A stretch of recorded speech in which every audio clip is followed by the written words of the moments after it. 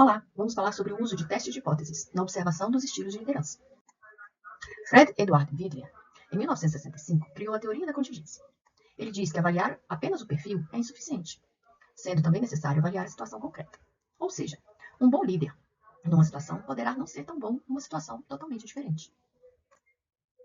A teoria permite identificar se o líder orienta suas ações no grupo, baseando-se nas tarefas ou nas relações humanas. Na visão de Vidler, existem dois estilos de liderança. Um deles direcionado ao gerenciamento e execução de tarefas operacionais, e o outro à construção de relacionamento entre os indivíduos do grupo. Ambos conceitos são adotados para enfatizar as prioridades e os objetivos da gestão organizacional, e, consequentemente, na transmissão de diretrizes a serem observadas e obedecidas pelos colaboradores para o alcance dos resultados. Vidler não define qual estilo de liderança é melhor, mas, por outro lado, pondera que pode ser mais favorável uma abordagem de liderança em razão da personalidade de um líder do que de outro líder, de acordo com as situações em que se encontra. O método desenvolvido, a escala LPC, é capaz de identificar o colaborador menos eficaz, ou seja, o funcionário com menos habilidades técnicas, ou mesmo o indivíduo com menos habilidades humanas. Isto é, a falta de capacidade de se relacionar e cooperar com as outras pessoas. Isso tudo através do método da escala LPC. Em tradução literal, o colaborador menos preferido. Esta medida é obtida em formato de questionário, onde é solicitado aos respondentes que descrevam o trabalho de colega menos preferido com quem eles já trabalharam, levando em consideração uma lista de 16 adjetivos bipolares, numa escala de 1 a 8. As respostas obtidas são somadas, dando o resultado do parâmetro LPC para cada respondente. Pode-se, assim, obter um valor médio para os respondentes. Se o LPC for elevado, isto é, se o colaborador menos preferido for descrito em termos de adjetivos relativamente positivos, favoráveis, isso significa, de acordo com Vidler, que o estilo de liderança do respondente é orientado para as relações humanas. Ou seja, a motivação primária dele é ter uma relação mais próxima do grupo. Ao contrário, se o LPC for baixo, ou seja, se o colega de trabalho menos preferido é descrito por adjetivos relativamente negativos ou desfavoráveis, o estilo de liderança do respondente é orientado para tarefas. Vamos ver na prática. Considere uma situação em que foi feita uma hipótese de que a média de pontuação de uma população de colaboradores de um determinado setor de uma empresa tem um LPC baixo. Para averiguar tal afirmação, foi realizada uma entrevista num grupo amostral de 35 respondentes, aleatoriamente selecionados. A média amostral dos valores LPC obtidos é igual a 70. E o desvio padrão amostral para o valor LPC é igual a 6,23. Supõe-se que os valores LPC tenham distribuição normal na população. Considerando-se um nível de significância de 5%. Faça o teste de hipótese. Vamos, em seguida, ver como averiguar se a hipótese levantada pode ser aceita ou rejeitada. Olá, tudo bem? Meu nome é Daniele Delle Piane e vou dar prossecução na descrição da questão 1 da lista 3 dos exercícios. Aqui temos um teste de hipótese e com certeza a Simone já falou do primeiro e do segundo passo. E só revisando aqui alguns dados, nós temos uma situação, portanto, de hipótese H0, na qual se considera que a média de pontuação de uma população de colaboradores de um determinado setor da empresa tenha um LPC baixo. Significa, portanto, menor ou igual a 63. Temos um teste unilateral, portanto, e outros dados são a média amostral dos valores LPC obtidos é igual a 70. Nós temos também o desvio padrão, que é S6,23, e um grupo amostral de 35 respondentes. Passando agora ao terceiro passo, vamos ver o Z-cálculo. Se calcula com essa fórmula, que é a média amostral, x barra, menos esse valor que é do LPC baixo, 63, portanto a gente considera o 63 para fazer o Z-cálculo, para calcular o Z, dividido o desvio padrão, dividido pela raiz quadrada dos respondentes, 35, né? O Z-cálculo, portanto, é Z 6,64. Passando agora para o quarto passo, que é a diagramação, nós precisamos calcular a área primeiro. Então, considerando do zero para a esquerda, do zero para a direita, temos 50%, tá? Da nossa área, menos os 5%, que é o nível de significância, e, portanto, a nossa área é de 45%, e com esse valor, 0,45, a gente pega na tabela o zeta crítico.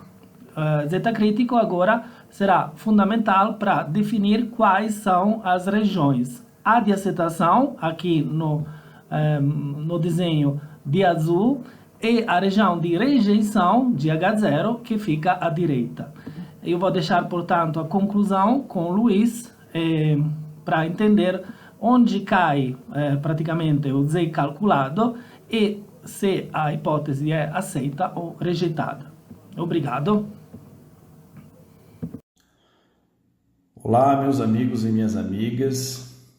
Eu sou o aluno Luiz Garibaldi Introcaso, segundo semestre de Psicologia do CEUB, disciplina do professor Kleber, Estatística aplicada à Psicologia. Então, uma vez vistos os cálculos, segundo explicados pelo colega Daniele, nós chegamos ao quinto passo da análise da hipótese, formulada inicialmente, segundo a explicação da colega Simone. E a análise da conclusão é a seguinte: lembrando que, inicialmente, a hipótese formulada era de que a média populacional da escala LPC da empresa analisada, dos funcionários analisados da empresa, seria menor ou igual a 63, ou seja, um LPC baixo.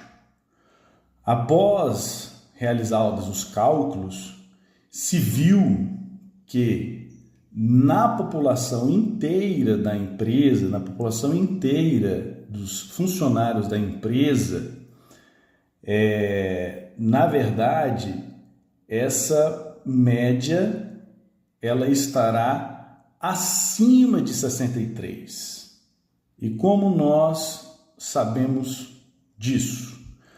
Porque no gráfico, conforme visto agora neste vídeo, a zona de confirmação da hipótese H0 está dentro das linhas azuis, à esquerda da linha vermelha, que é a zona crítica, além da qual a hipótese formulada será falsa.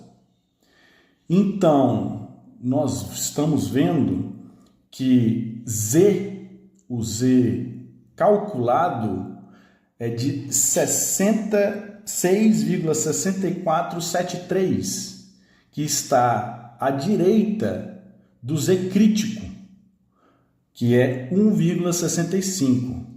Então, a média populacional, a média do teste LPC em toda a população dos funcionários da empresa é acima de 63. Portanto, a conclusão é de que a hipótese ela é falsa, ela é rejeitada pelos cálculos.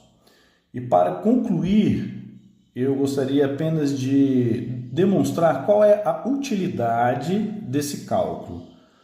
Tomando como exemplo o próprio exercício comentado, imagine que você é um psicólogo que quer testar uma hipótese de qual é a média do teste psicométrico realizado em todos os funcionários da empresa, mas você não tem condições de analisar todos os funcionários da empresa. Então você separa uma amostra dessa população, realiza os cálculos conforme visto, tira-se a média populacional, tira-se a média amostral. Você tem uma amostra, você tira a média amostral, você calcula o desvio padrão e aí você já tem os elementos necessários para fazer o teste de hipótese que você precisa. Ou seja, você não precisa entrevistar todos os funcionários da empresa para ter uma ideia de qual é a média de toda a população. Você pode testar as suas hipóteses apenas entrevistando uma amostra. Tá bem? Espero que tenha ficado claro e essa é a conclusão do nosso trabalho.